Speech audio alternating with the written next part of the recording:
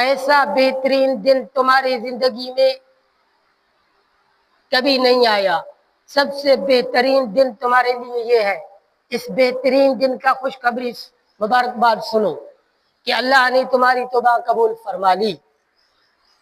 حضرت کعب بن مالک فرماتے ہیں کہ میں نے رسول اللہ صلی اللہ علیہ وسلم سے کہا امن عندک امن عند اللہ یا رسول اللہ صلی اللہ علیہ وسلم، یہ خوشخبری آپ کی طرف سے ہے یا اللہ کی طرف سے ہے؟ آپ نے فرمایا لا بل من عند اللہ، یہ اللہ کی طرف سے ہے، یہ خوشخبری اللہ کی طرف سے، اللہ نے تمہاری توبہ قبول فرما لی۔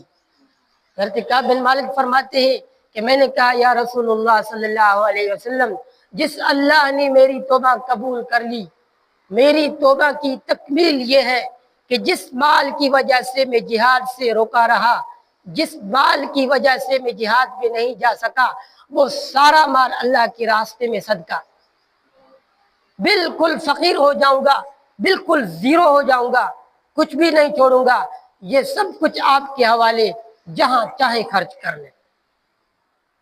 نبی تو امت پہ خیر خواہ ہوتے ہیں نا، آپ نے فرمایا نہیں ایسے مت کرو، سارا مال خرچ مت کرو، کچھ خرچ کرو کچھ رکھ لو۔ غالباً آپ نے تھائی کا حکم دیا کہ اللہ کے راستے میں خرچ کرو، صدقہ کرو، بقیہ رکھ دو۔ یہ ہوتی ہے توبہ کی تکمیل۔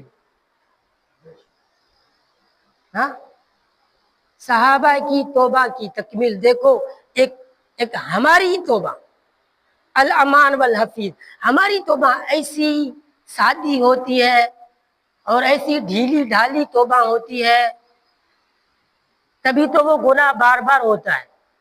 جس گناہ سے توبہ کرتے ہیں وہ پکی توبہ نہیں ہوتی، نہ ہی اس سبب کو چھوڑنے کی کوشش کر رہے ہیں کہ جس سبب کی وجہ سے گناہ ہوا ہے۔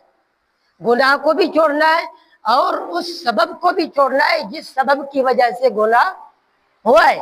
صحابی نے کیا کیا کہ سارا مال صدقہ کرنے کے لیے آمادہ ہو گئے کہ یہ مال سبب بنا تھا جہاد پہ جانے کے لیے، سبب بنا تھا، اس نے روکا مجھے کہ یہ سارا مال اللہ کے راستے پہ صدقہ۔